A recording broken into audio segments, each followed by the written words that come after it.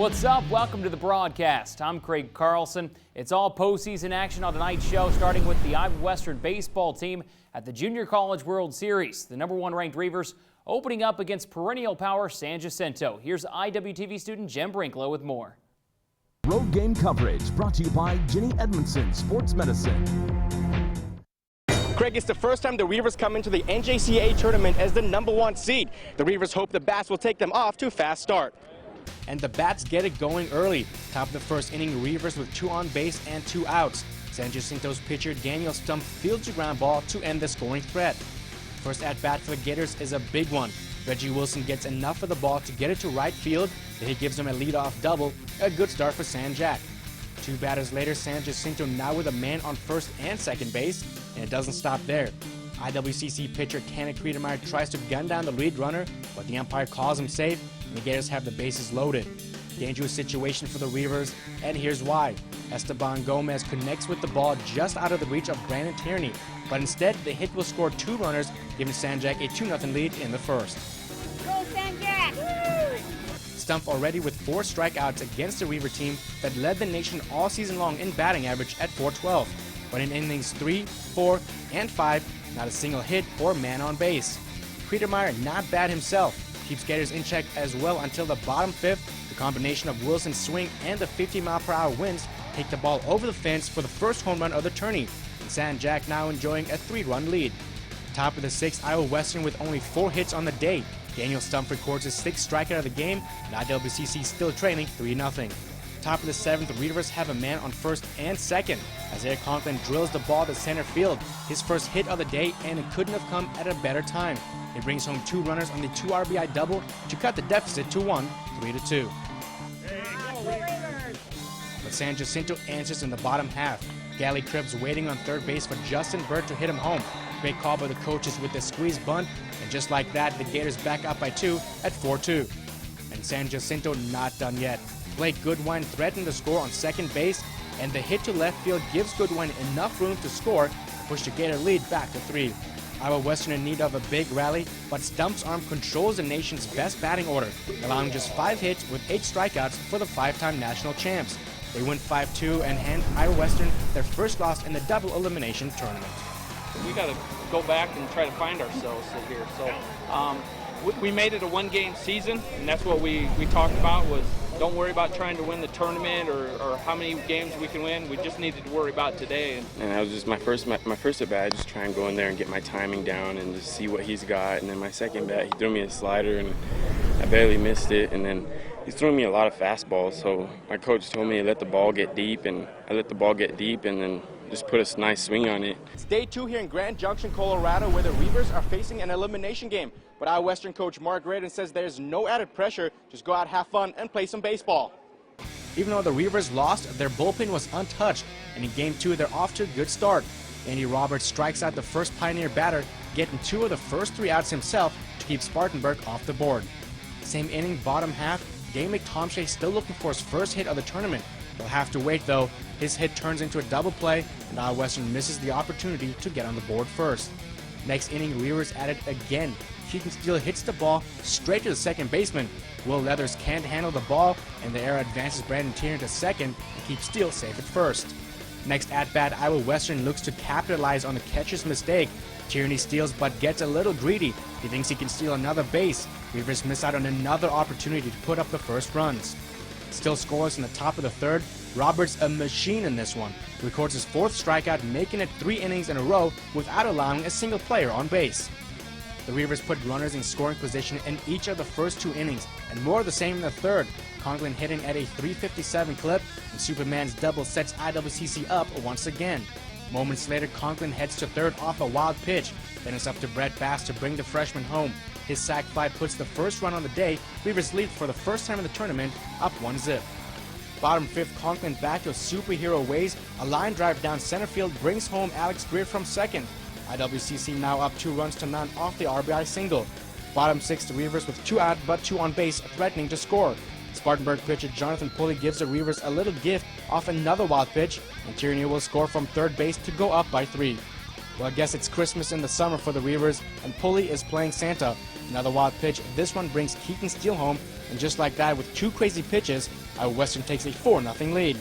The IWCC offense gets some help from the Pioneers' mistakes to stay alive in Grand Junction, winning this one 4-1 after 9 innings. We always talk about being 1% better in 20 different areas. Don't try to be 20% better on something. And don't try to make anything up and be somebody you're not. That's why it's a team sport, not an individual. And you know, people like Damick and Tanner Creekmeyer, they're not themselves right now, and it's a shame right now because they're really good athletes and they're not showing it. Well, I just tried to throw strikes, pitch to contact, try to get rid of the nerves after the first inning because obviously I was a little nervous, season's on the line. Definitely, I think pitching will carry us. We haven't been hitting as well as we were in the regular season, but if our pitchers can throw, they're awesome for strikes and keep the ball down, get ground balls like Andy did, then I think we'll have a pretty good chance to make it decently far in the tournament, but we'll see. I guess we'll have to hit too. The offense struggling to get hits, but Brandon Tierney finds different ways to get on base. Yeah, I've actually never experienced anything like that. I mean, I know I get hit a lot, but 3 times in one game, that's a little ridiculous. No, the name of the game is scoring runs. And to score runs, you have to get guys on base. Brandon just happens to be a very aggressive hitter. He's up on the plate. When you're up on the plate and they're trying to throw him in and they miss in, they hit him. That's just all it is. They weren't meaning to. They were just trying to get in on him, and they ended up hitting him. A blessing and a curse in the pain-wise, I guess. Blessing in getting on base, curse because bruised the next morning. The win earns the Reivers another morning game here at Simplicio Field, where they will face the winner of game number 6 between Western Nevada and Cisco. Back to you, Craig.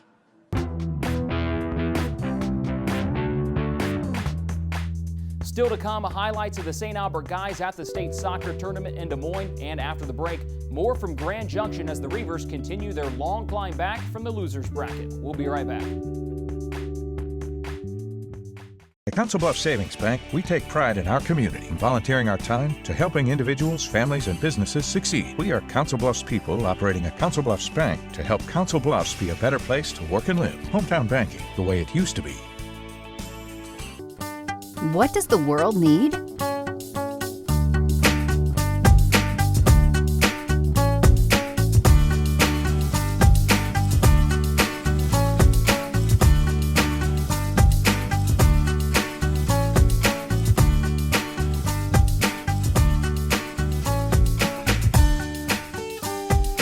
What will you become?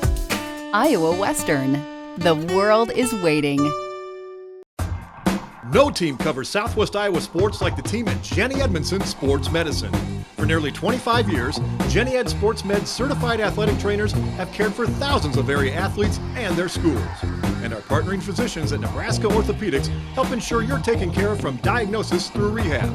If you need to be seen now, come by our Saturday morning walk-in clinic. It's open all fall from 8 to 9:30 a.m. Jenny Edmondson Sports Medicine. This portion of the Bluff Sports Zone brought to you by Cutler O'Neill Meyer Woodring family-owned funeral home, serving Council Bluffs in Southwest Iowa for over 100 years. After suffering a loss to open the Junior College World Series, the top-ranked baseball team in the country facing elimination and facing a tall order if they hope to finish in the nation's top 3 for a 3rd straight season. IWTV student Cem Brinklow has more.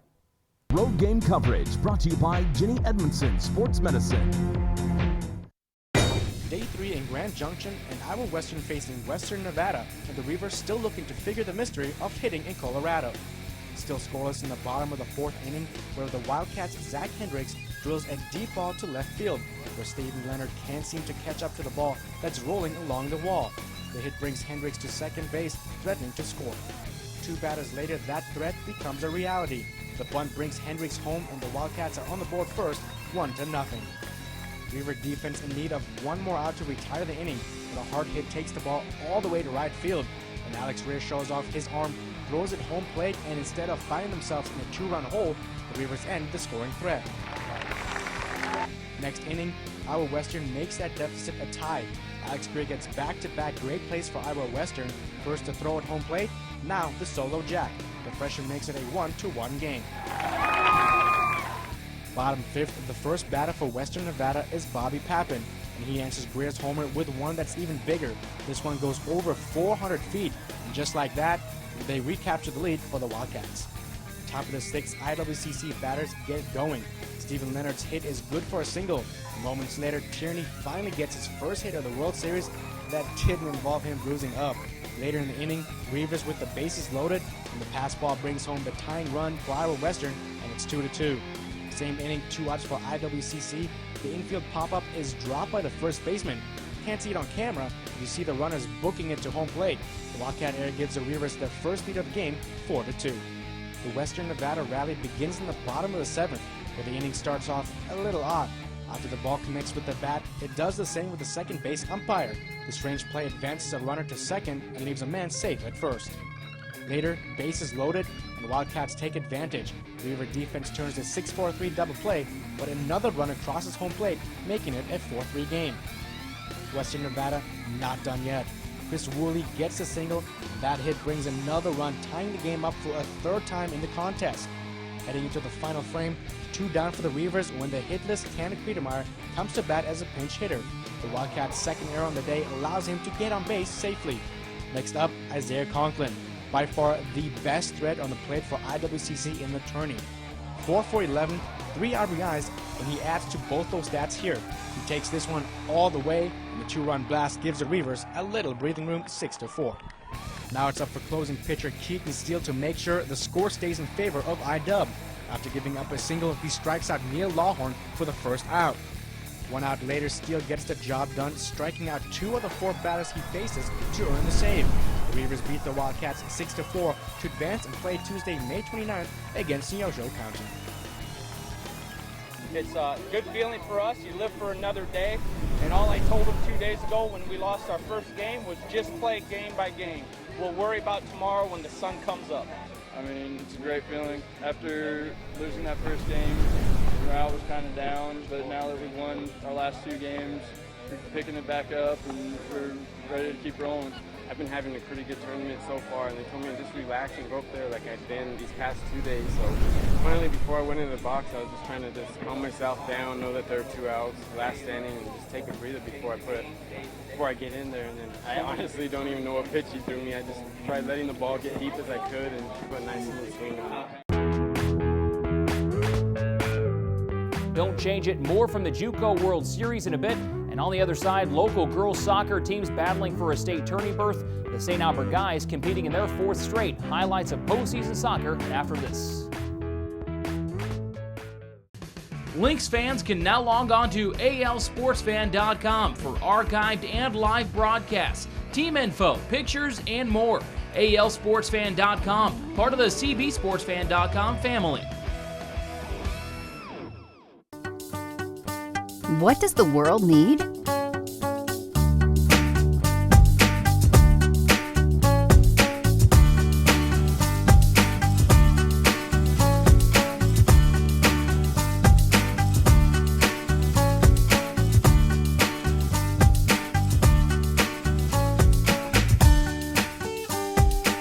What will you become? Iowa Western. The world is waiting. This portion of the Bluffs Sports Zone brought to you by the St. Albert Alumni Association. Local girls soccer teams battling for a trip to the state tournament. More on that in a bit, but first, the St. Albert Guys making their 4th consecutive state tourney appearance, opening up against 3-time defending state champ Iowa City Regina. Road game coverage brought to you by Jenny Edmondson Sports Medicine. Rainy, cold conditions for the opening round at the state tournament. The 3-time defending champs not fazed by the elements offensively as they put the pressure on early and often. Falcon keeper Brendan Stephanie apparently up for the challenge. Still scoreless in the 26th minute. The shot bounces off the crossbar. Aaron Schmidt's there for the rebound, but Stephanie slides in for the stop. And Stephanie's abilities on display again less than a minute later as he makes another save. The Regals absolutely dominant in the first half. Unofficially, Iowa City Regina takes 10 shots on goal to St. Albert's 1, but thanks to Stephanie, the game's still tied at 0 heading into the break. Despite the pickup in rain, more from the junior keeper to begin the final 40. Another terrific stop just under 8 minutes in. But the celebration short-lived. 45 seconds later, Iowa City Regina on the board thanks to this header from Michael Adam, and the Regals take a 1-0 lead. and the way their defense plays, it might as well be 10-0, as the Falcons have no response and lose 1-0 to end the season at 16-6, with all 6 of their losses by a combined 6 goals. It's been an outstanding year. Expectations were real high for this team, for anybody. And the way they played and the way they competed up here just says a lot. I was thinking we were going to have to hold on for an overtime win if we wanted to win it, but we gave it all and pushed it to them. Like, we were on their half the last 15 minutes when they got on their heels, so I thought we were going to get one, but it's not our day. We knew coming into this game that they would give us a lot of pressure and just would be all over us the entire game, so we knew we'd have to buckle down. Especially, they had 2 players in particular that we knew had a ton of goals on the season, and we knew we had to shut them down. Eric, Joe, marking up on them. We said before the game that we had to mark up those 2 people the entire time, and I think we did that very well, which helped us out. I mean, 1-0 finish. Despite losing 5 seniors, the Falcons will return the majority of their roster next season in search for their 5th consecutive trip to the state tournament. They're going to have a lot of talent coming back, and their numbers are starting to get up there, so they're going to be a young team next year, but I think they're going to be able to handle it. They're going to work together, and they should be back here next year too. Really proud, actually, because we're a young group, and see if we can make it to the 5th time in a row here next year. Eric, I mean, played lights out. I don't see anybody else in the city playing as well as he did this year defensively. And B, had a good game and keep. And we'll hitch it up next year with some of these young kids, and we'll see what's going on. Maybe we can make it 5 in a row. Well, you can tell already that the kids coming up, 4 straight years coming up the state, that definitely helped the senior class this year and helped us as juniors too. So, as freshmen and sophomores, seeing this experience and seeing the level of competition, it makes that drive it heightens the drive to come back here and play even better next time you're up here. A 30-minute rain delay starts this game, but once the teams take to the field, the Lynx jump on the board. 20 minutes into the first half, and number 6 puts a shot on goal that hits the bar. We would have known her name, but sports reporter Scott Stover didn't do his work, but senior Megan Cheney does. The senior puts AL on the board and scores her first goal of the year, 1-0 Abraham Lincoln up. 2 minutes later, Sioux City North strikes back. Amy Samuelson's kick finds the far side corner, and the game is tied up at 1s. In the second half, 14 minutes to go, and AL awarded a penalty kick. Mackenzie Bolton will bounce the ball towards the net and the goal to give the Lynx the 2-1 lead. And that's the game winner. AL will go on to win 2-1 to advance to the regional final for the first time since 2002 against West Des Moines Dowling. It's ironic because they beat us in the regular season 2-1 on a penalty kick with about 10 minutes left in the game. And today we turn around and we beat them 2-1 on a penalty kick with like 13 minutes left in the game. So both on handballs, both called in the box. So that's how close the 2 teams are. They're a quality team. They're well coached. They've got a lot of character. They stepped their game up when they got down.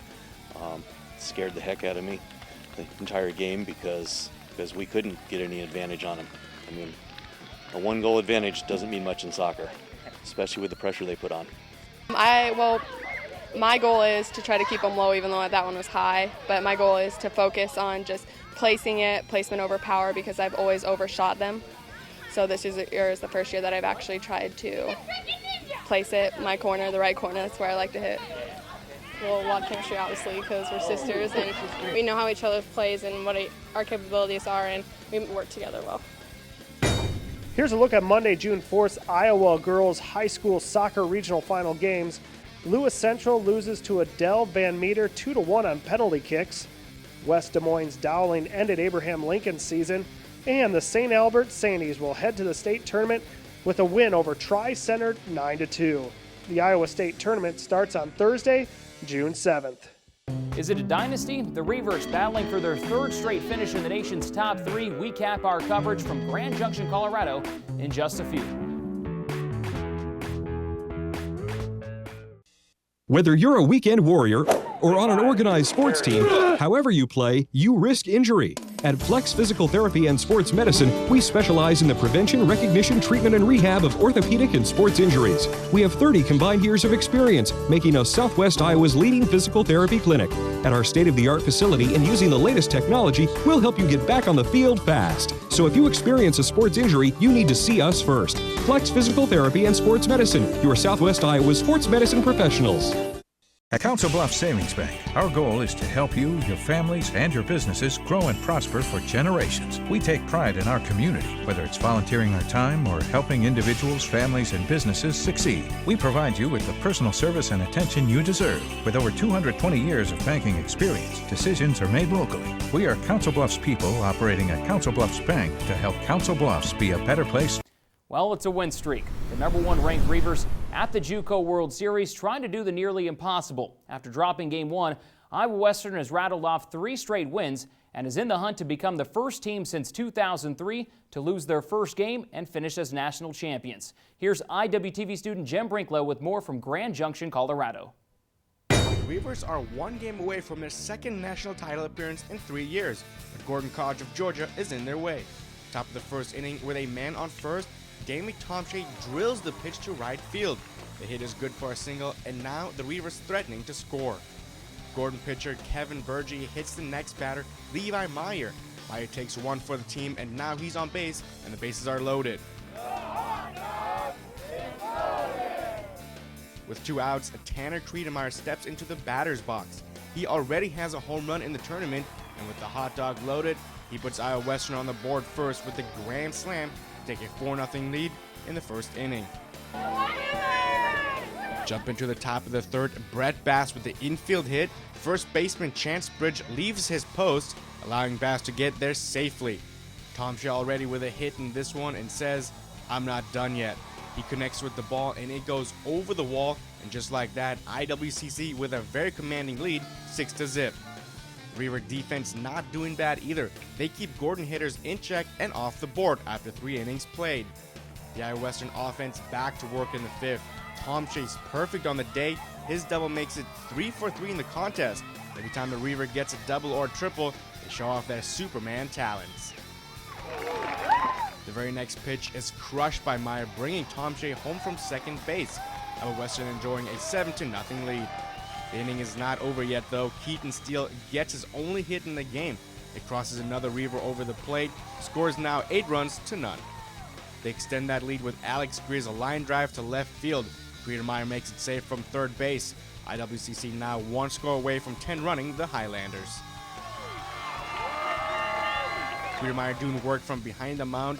He records strikeout number 6 in the game, heading into the top of the 6th. The Reiver bats take off against Gordon, cashing in on all 10 hits. Iowa Western wins this one 10-0 to advance to their second national title game in 3 years. You know, when Bob Simmons was at Triton, he got to 2 of these finals. I don't know what other Northern team has in a very, very long time. I'm very respectful of Bob and what he did at Triton for 34 years.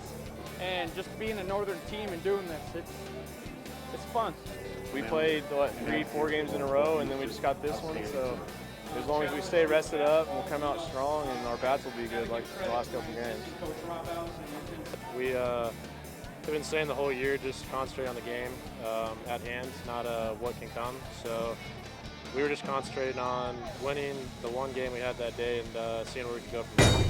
Craig, it's the second time in 3 years the Iowa Western Reivers have made a national championship appearance here in Grand Junction. Their opponent is the same as the one in 2010, the Gators of San Jacinto. Bottom of the first, Sanjak threatening early. With a man on third, Efren Garcia's hit brings Reggie Wilson home to take the early 1-0 lead. But the Reivers take that lead away. Keaton Steele's 2-run jack gives Iowa Western their first lead against the Gators all tournament, 2-1. Next inning, Sanjak answers with a home run of their own. Jared Fancher's blast ties the game up at 2 apiece. What do Pirates like to eat? They eat gator meat, but right now, it's the other way around. Justin Bird comes home from third base to give his team the 3-2 lead. Top of the 4th, Reivers go 1, 2, 3. Anthony Banda's arm keeps the IWCC bats quiet. Later in the inning, relief pitcher for Iowa Western, Pascal Paul, keeping pace. He strikes out 2 of the first 4 batters he faces. Top of the 5th, Reivers bats get it going as Eric Conklin's single advances Keaton Steele to second base. Moments later, Brett Bass does the same. His hit goes to right field, moving Steele over to third.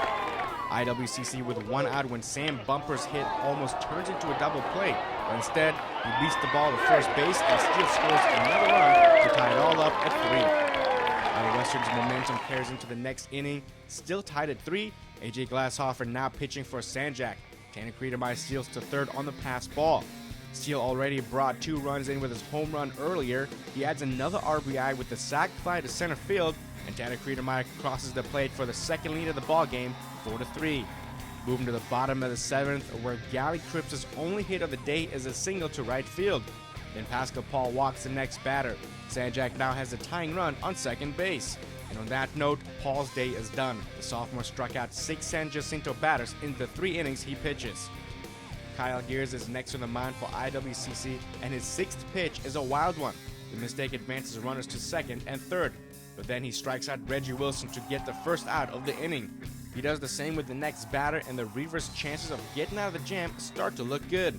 He can't do the same with Kirby Taylor, though. Taylor's hit goes deep to center field to get both runs to come home, and Sanjak now takes the lead late in the game, 5-4. Still down by 1 in the top of the 9th, and it's do or die time for Iowa Western. The rally begins with Steele being walked. Then pinch hitter Grant Cate bunts the ball, making it to first base safely. IWCC now with 2 runners on base. Steven Leonard bunts the ball as well. He doesn't make it to base, but he does put 2 in scoring position and then advance to third and second. Next at-bat for IWCC is a big one. Brett Bass's hit brings home the tying run in the 9th inning. Reivers still alive, 5-5. Iowa Western takes the lead in an unusual way. The umpires catch Sanjak pitcher Skylar Janis moving. The Reivers take the lead on the balk, 6-5 in the top of the final inning.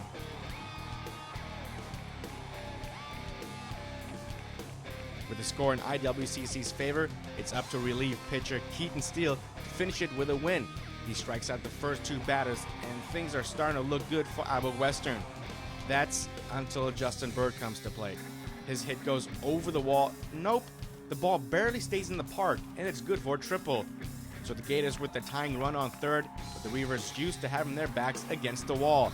Shortstop Braden Tierney throws the ball to first base for the final out to secure Iowa Western's 2nd ever baseball national championship.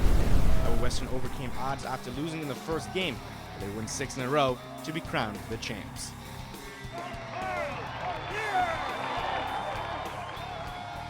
Awesome, unbelievable. The way we won and we get the battle and battle. It was a great game. Great game. I'm just so happy for all of us who worked so hard for this season, and I'm so glad we got it done. It meant everything to me. My brothers, we're all brothers, and everyone means everything to each other, and we want it for each other. We want it for coach. We want it for everyone, all of our fans and everything. Our philosophy is if we lose 1 game, win the next 4. Well, we had 6 losses, and how many wins we have? 62. So that's a 10-to-1 ratio. So it's pretty ridiculous, and it was just a good season. As a whole, it's one of the greatest seasons I've ever been a part of. Best bunch of guys. We finished it on the high note, as you can see, and everything's just ecstatic. Everybody's going crazy right now. This is my opinion. I mean, we've been here enough, but this place it's not a corporate thing, this World Series. It's about families. It's about the game of baseball. It's about kids that are 18, 19 years old, and people want to see you play the game the right way. And over the years, I think this place has appreciated my kids and playing hard, their effort, their attitude, and going about their business. So win or lose, we leave here with respect. And it just happened today that we won, but win or lose, we do things the right way.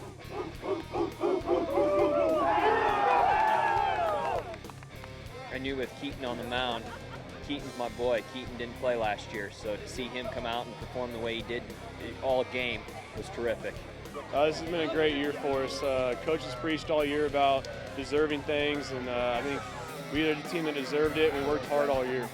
It's the closest group of guys we could ask for. Just a great group of guys. Love being around him the whole entire year. I'm going to miss him for sure. It's going to be really hard to let him go. And just seeing how excited those guys are, he's kind of dug out during our game. It just shows how close everyone is. They all get along great. The bus drives all year round. They're together all the time. It's just great team chemistry.